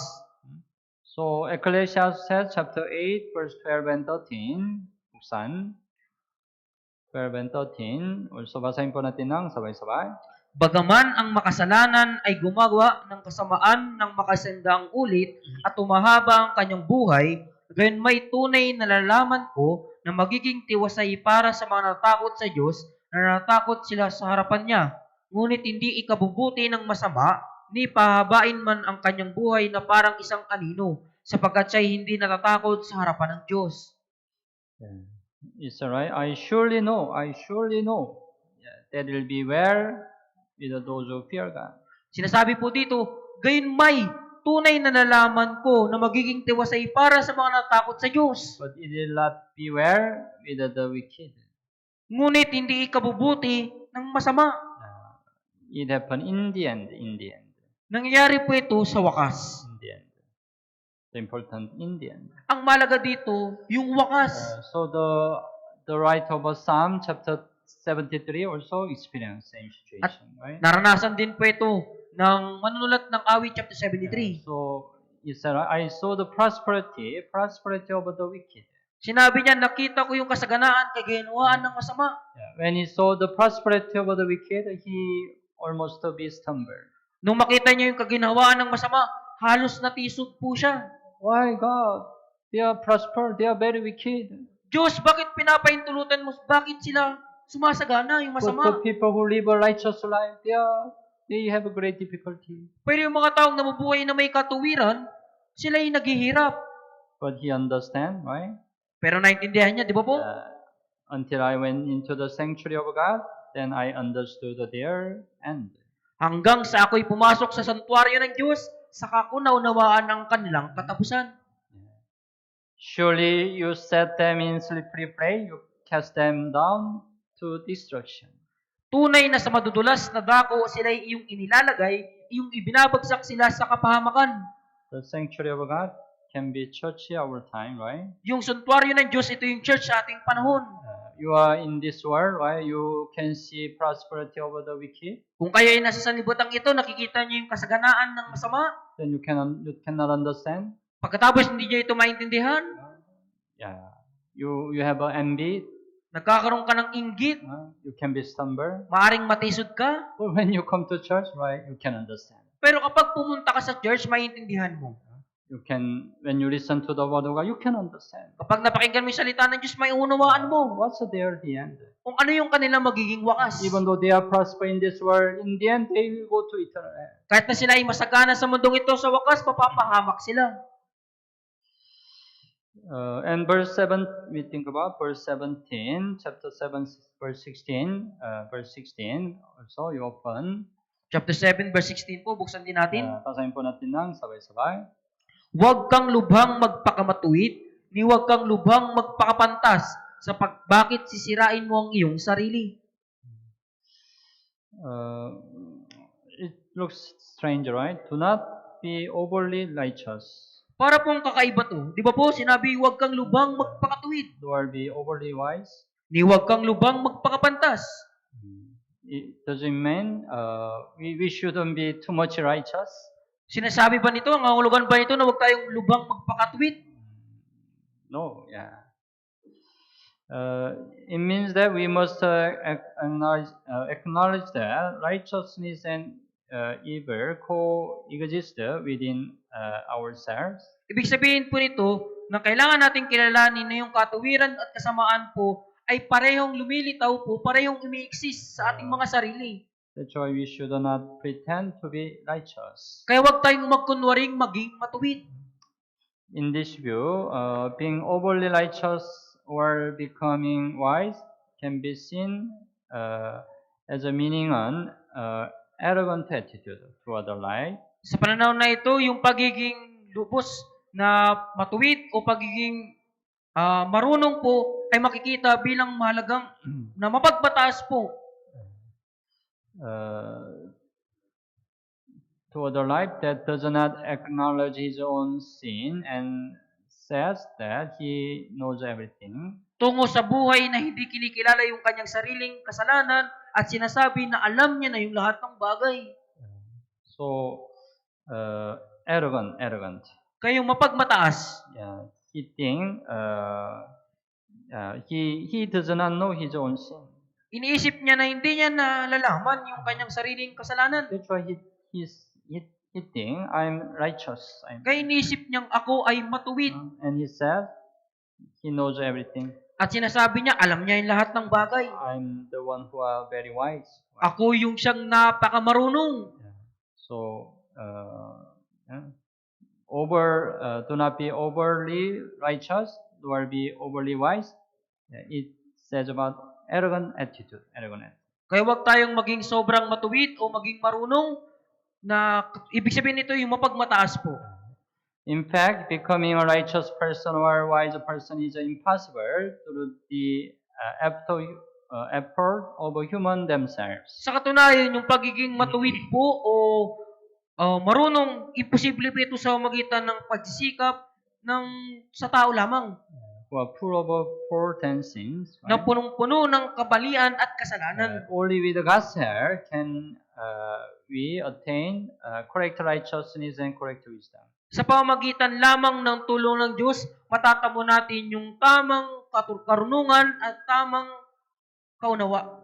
Naturally, thinking that you can achieve this with your own strength and acting like you are righteous or a wise person is nothing but hypocrisy that God hates. Sa makatuwid, yung pag-iisip na sa pag-iisip na magagawang mata mo ito sa magitan ng iyong sariling lakas at iniisip mo na ikaw ay matuwid o marunong, ito po isang pagkukunwari na kinapuputan ng Diyos. So, right, verse 20 says, right, there is another just a man on earth who does not put and does not sin. Sinabi sa verse 20, tunay na walang matuwid sa lupa na gumagawa ng mabuti at hindi nagkakasala. 1 King 8:46 also, there is no one who does not sin. At sinasabi sa unang hari, chapter 8, verse 46, walang sino man na hindi nakagawa ng pagkakasala. Romans chapter 3:23 also, or have a sin. Right? Sinasabi sa Roma chapter 3, verse 23, lahat ay nagkasala. So you need to understand verse 16. And chapter 8, let's open to the Bible, chapter 8, verse 1. At buksan natin sa chapter 8, verse 1. The value of wisdom. Yung kahalagahan po ng karunungan. Verse 1, basahin po natin ng sabay-sabay. Sino ang gaya ng pantas na lalaki? At sinong nakakaalam ng kahulugan ng isang bagay? Ang karunungan ng tao ay nagbibigay liwanag sa kanyang mukha at ang katigasan ng kanyang mukha ay nababago. It said, man's wisdom makes his face shine. Sinasabi nito yung karunungan ng tao nagpapaliwanag sa kanyang mukha. The face is like a window to the human heart that reveals to the outside what is hidden in the human heart. Yung mukha po, ito po ay parang bintana sa tao, sa puso ng tao na inihahayag po sa labas kung ano po yung nakatago sa loob ng puso ng tao. It shows one's personality and attitude and express the inner world to the outside. Ipinapakita nito yung isang personalidad at pag-uugali at ipinapahayag na yung panloob That's why people who gain sa insight panlabas. through wisdom are filled with the inner energy and satisfaction, and their face shine. Kaya yung mga taong nagtatamo sa panloob sa magitan ng karunungan, ito po'y napupuspos ng panloob ng enerhiya at sa pagkukontento at yung kanilang mukha po ay nagliliwanag. On the other hand, the faces of those who are not wise and evil are fierce and hard. Sa kabilang banda naman, yung mukha po ng mga matatalino, mga hindi matuwid o masama, yung kanilang mukha po ay nakakatakot at matigas. When you get to salvation, we have a real wisdom, right? Di ba nung magkaroon tayo ng kaligtasan, nagkaroon tayo ng tunay na That's karunungan. why our face also shine. Kaya yung ating mukha nagliwanag. Yesterday, we conducted the Bible seminar, right? Kagabi, nagdaos tayo ng Brand Bible Seminar po, di ba? Many people understand the true gospel. Maraming tao naunawaan nila yung Ebanghelyo. Did you see their face when they go home? Nakita niyo po ba yung kanilang pagmumukha nung pag-uwi nila? Did you see them? Nakita niyo po ba sila? How was? Kamusta po? All serious? Seryoso po ba lahat? What? Ano? Ano po? All smile, right? Nakangiti po. Shine, right? Nagliliwanag. Because they have a real wisdom. Dahil meron na silang tunay na karunungan. So, when they come to the Bible seminar first day, they are very, like this, right? The wicked man harden his face. Kaya po, yung pagdating nila sa unang araw ng Bible Seminar, yung kanilang pagmumukha po ay katulad po na pinatigas po, matitigas yung kanilang mukha. But the sunness of his face is changed, right? Subalit, yung katigasan ng kanyang mukha ay nababago. Shine. Their face shine. Yung kanilang mukha nagliliwanag. Because they have a true wisdom, right? Yeah. After salvation, right? We have to continue shine. Pagkatapos ng kaligtasan, kailangan nating patuloy na magliwanag. You have to shine. Kailangan niyo pong magliwanag. But sometimes you look so serious. Pero minsan, mukha po kayong mga seryoso. Anong ibig sabihin? You lost the first love. Ibig sabihin, nawala na sa iyo yung unang pag-ibig. Or some sin entered to you. O kaya may mga kasalanang nakapasok na sa iyo. We have to continue shine. Kailangan yung patuloy na magliwanag. Okay? And it says the limitation of a man. At sinasabi dito yung limitasyon ng tao.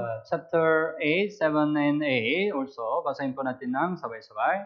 Sapagkat hindi niya nalalaman ang mangyayari, sapagkat sinong makapagsasabi sa kanya kung paanong mangyayari. Walang taong may kapangyarihang pumigil ng espiritu ni kapangyarihan sa araw ng kamatayan. Walang paghinto sa pakikidigma ni maililigtas ng kasamaan ang mga ibinigay roon. By listing 5 things that human cannot do, it shows human inability before God. Kaya sa magitan po ng paglalagay ng 5 bagay po na hindi magagawa ng tao, pinapakita nito yung mga bagay na hindi magagawa ng tao sa harapan ng Diyos. 5 things, he does not know what will happen. Yung hindi niya nalaman kung ano yung mangyari. No one has a power over the spirit to retain the spirit. Walang taong may kapangyarang pumigil ng espiritu. No one has a power in the day of death. Walang may kapangyarang na sa araw ng kamatayan. And there is no release from that world.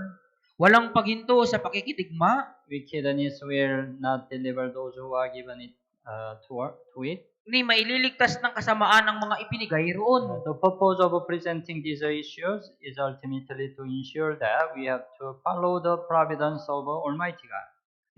Yung layunin po ng pagpapakita ng mga issue na ito ay upang isigurado na kailangan nating sundin yung pagkalinga ng makapangyarihang Diyos. So it's a human's limitation, right? Kaya ito po yung limitasyon ng tao. That's why we have to just follow Almighty God. Kaya kailangan lamang nating sumunod sa makapangyarihang Diyos. So when we know the limitation of a man, we can be more humble and more rely on God. Kaya kapag nalaman natin yung limitasyon ng tao, tayo po ay magiging higit na mapagpakumbaba at higit na magtitiwala sa Diyos. So we need to try to know our limitation. Kailangan nating subukang malaman, alamin yung ating limitasyon. So the writer of Psalm, right? He prayed that I may know how frail I am. Sinasabi po, ipaalam mo sa akin ang aking katapusan o kung gaano kadaling lumipas ang aking buhay.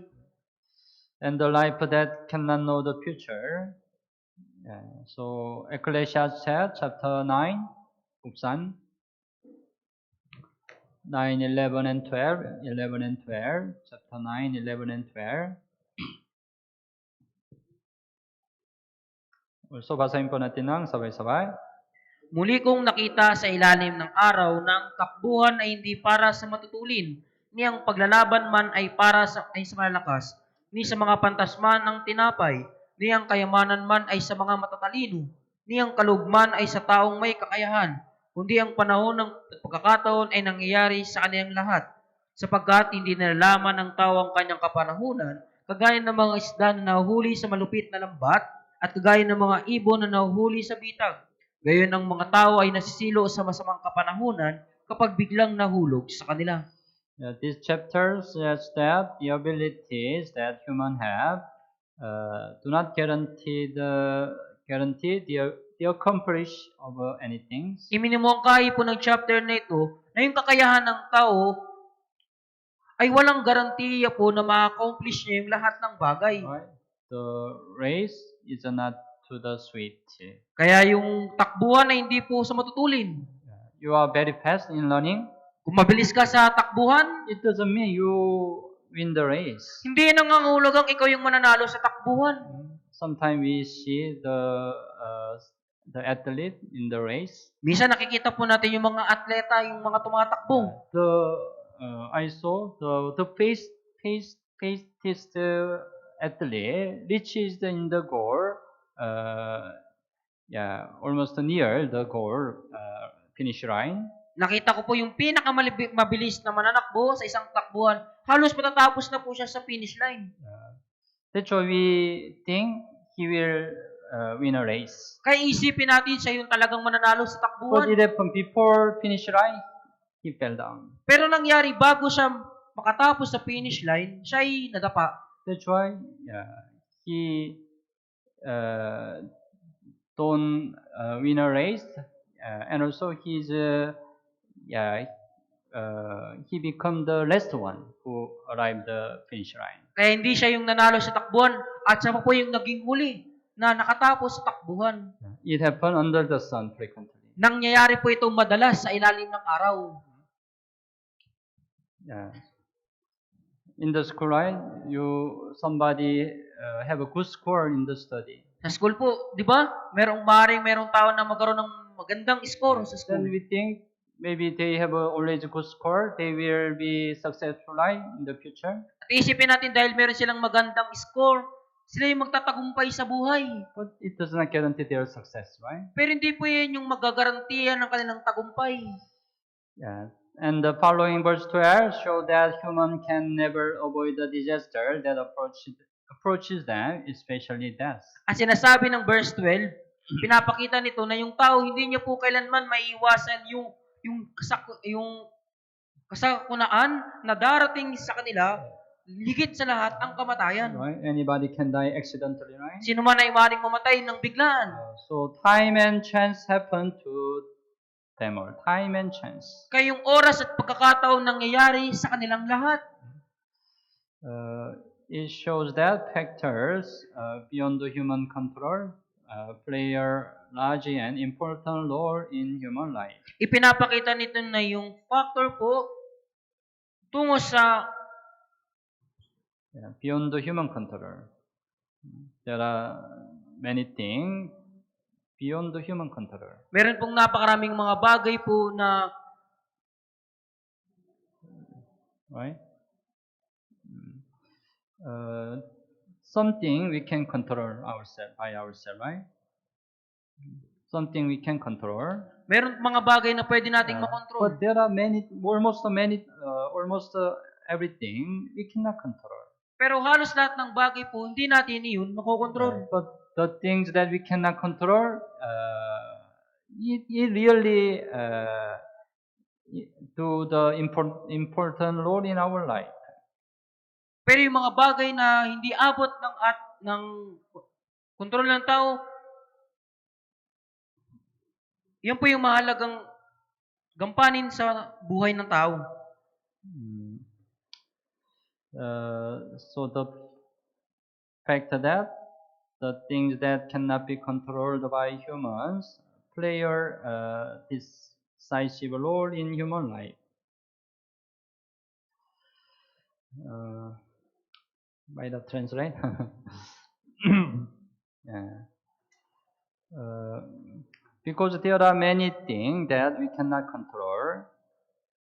Right? Meron pong maraming mga bagay na hindi natin makontrol. But the things that we cannot control determine our life. Pero yung mga bagay na hindi natin makontrol, yan yung magpapasya ng ating buhay. That's why our side, we just only rely on trust in God.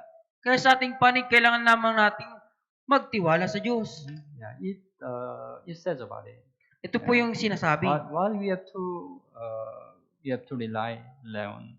Kung ano po yung kailangan nating pagtiwalaan. Yeah. And it says about death of a man. At sinasabi din po nito yung kamatayan ng tao. The end of all men is a death. Yung wakas ng lahat ng tao ay kamatayan. So Ecclesiastes chapter 7:2, right? Death is the end of all men. Sinasabi na Ecclesiastes chapter 7 verse 2 na yung wakas ng lahat ng tao ay kamatayan. Yeah. And Ecclesiastes chapter 9:3 also, they go to the death. At sinasabi ng chapter 9 verse 3, lahat sila ay tumutungo sa kamatayan. But we don't, as we learn, right? We don't know when we will die. Pero gaya ng ating nalalaman, hindi natin nalalaman kung kailan tayo mamamatay. But after that, we return to God. Pero pagkatapos nito, tayo bumabalik sa Diyos. The spirit will return to God who gave it. Yung Espiritu ay babalik sa Diyos na nagbigay nito. And Job chapter 19:26 said, I shall see God. At sinabi sa Job chapter 19 verse 26, ay makikita ko ang Our Diyos. spirit, right? Someday meet God. Yung Espiritu natin, balang araw haharap sa Diyos. That's why our side, we have to prepare to meet God. Kaya sa ating panig, kailangan nating maging handa na sumalubong sa Diyos. So Ecclesiastes also emphasize death, our death. Binibigyang din po ng Ecclesiastes yung ating kamatayan. And then it says about youth time. At sinasabi din dito yung kapanahunan ng kabataan. We can rejoice youth time by considering God's judgment. Pwede tayong magalak, magsaya sa ating panahon ng kabataan na isinisaalang-alang po yung paghukom ng Diyos. And let's open Ecclesiastes chapter 11, verse 9 and 10. 9 and 10, basahin po natin ng sabay-sabay. Ikaw ay magalak o binata sa iyong kabataan at pasayahin ka ng iyong puso sa mga araw ng iyong kabataan. Lumakad ka sa mga lakad ng iyong puso at sa paningin ng iyong mga mata. Ngunit alamin mo na dahil sa lahat ng mga bagay na ito, ay dadalhin ka ng Diyos sa paghukom. Ilayo mo ang kabalisahan sa iyong isipan at alisin mo ang kirot sa iyong katawan, sapagkat ang kabataan at ang kabukang liwayway ng buhay ay walang kabuluhan. Young people who want to enjoy this world, they just read the Bible until here, right? Yung mga kabataang gustong magsaya sa mundong ito, gusto lang nilang basahin itong Biblia hanggang dito po. Yeah. Rejoice, O young man, in your youth. Ikaw ay magalak o binata sa iyong kabataan. Yeah. But the Bible continue, right? Pero nagpatuloy po yung Biblia. But know that for all this, God will bring you into judgment. Ngunit alamin mo na dahil sa lahat ng mga bagay na ito ay dadaling ka ng Diyos sa paghukom. Yeah. So, according to our life, God will judge our life. Kaya sa ating pamumuhay, hahatulan ng Diyos yung ating buhay. And verse 10, That's why put away evil from your flesh. Kaya sinabi sa verse 10, ilayo mo ang kabalisahan sa iyong isipan. It emphasized in youth time we needed to keep clean ourselves. Ibig sabihin sa ating kapanahunan ng kabataan, kailangan nating maging malinis sa ating mga sarili. Because there is a judgment, right? Dahil merong paghukom. So we can clean ourselves through the word of God, right? Kaya malilinis natin yung ating mga sarili sa pamagitan ng salita ng Diyos. We can clean ourselves when we pursue righteousness, faith, love, peace with those who call on the Lord out of a pure heart. Malilinis natin yung ating mga sarili kapag tumawag tayo sa Panginoon mula sa mga malinis na puso. It's possible in church, right? Posible lamang po ito sa church. That's why we have to abide in church. Kaya kailangan nating manatili sa church. But your time will pass by. Pero yung panahon ng kabataan po lilipas. So we have to know through God, our Creator, before we become old. Kaya kailangan nating makilala ang Diyos na tunay, yung ating tagapaglikha, bago tayo tumanda. Ecclesiastes chapter 12, verse 1. Verse 1. Basahin po natin ng sabay-sabay.